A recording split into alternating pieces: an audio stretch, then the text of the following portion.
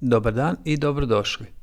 Danas par riječi o kontrastu prvog, drugog i trećeg stupnja, ali za početak krug boja.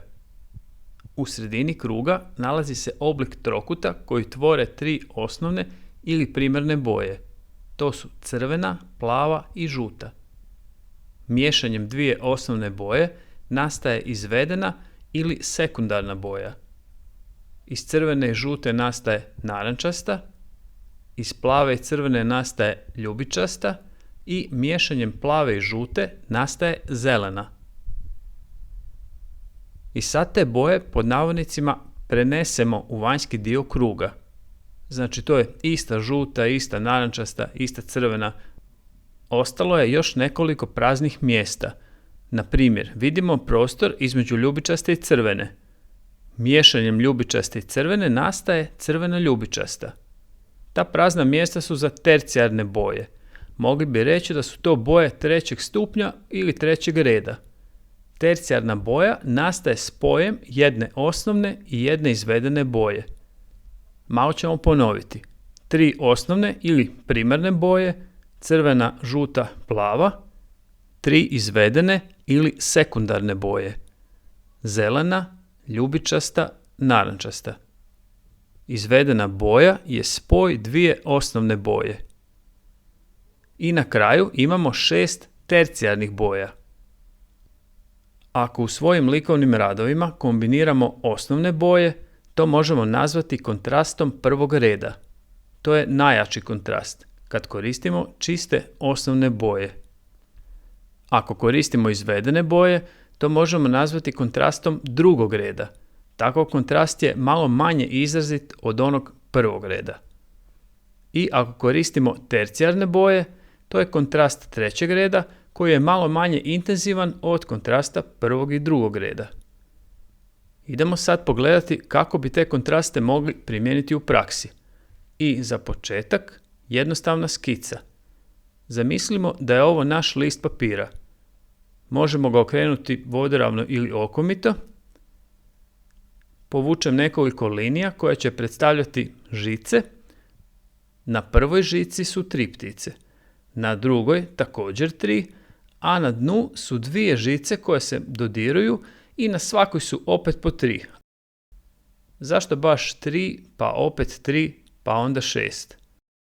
Ptice na prvoj žici slikam osnovnim bojama, ptice na drugoj sa izvedenim bojama i za ptice na donje 2 žice, za njih koristim tercijarne boje. Znam, 12 ptica, to je teško, prekomplicirano.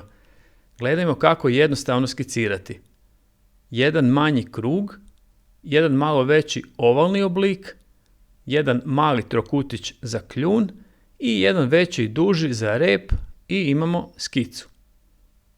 Takvu skicu mogu poslije još doraditi, odnosno po potrebi dodavati još detalja.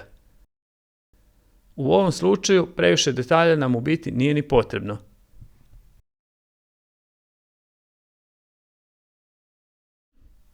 Ponovimo. Manji krug, veći oval, trokutić i malo duži trokut. I imamo skicu.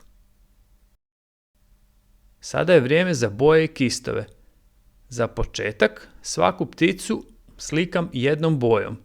U ovom slučaju radi se o primarnim, odnosno osnovnim bojama. Jedna ptica je žuta, jedna je plava i jedna je crvena.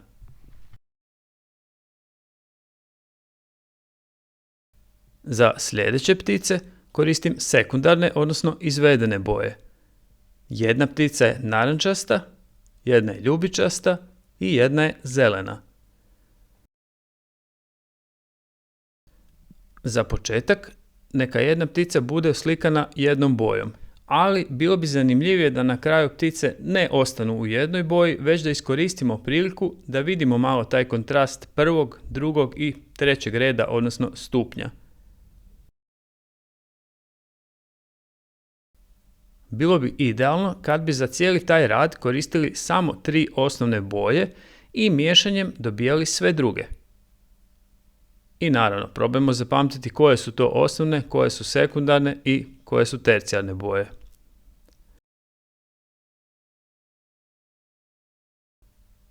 Za ptice na donjim žicama koristim tercijarne boje i to su narančasto-crvena, žuto-narančasta, žuto-zelena, plavo-zelena, plavo-ljubičasta i crveno-ljubičasta. Vidimo da za ptice na prvoj žici i dalje koristim osnovne boje, ali ih malo miješam, znači ne mora ostati u jednoj boji jedna ptica. Za one na drugoj žici koristim i dalje izvedene i za ove koje su ostale koristim tercijarne boje. Nakon toga možemo se još dodatno poigrati ako želite i boje mijenjati dodavanjem bijele ili crne. To će biti prilika da vidimo kako se boje mijenjaju i kako se kontrast pomalo smanjuje sa smanjivanjem čistoće boje. Nadam se da će vam ptice biti vesele i kao i uvijek opustimo se, budimo kreativni, bit će sve ok. Sretno!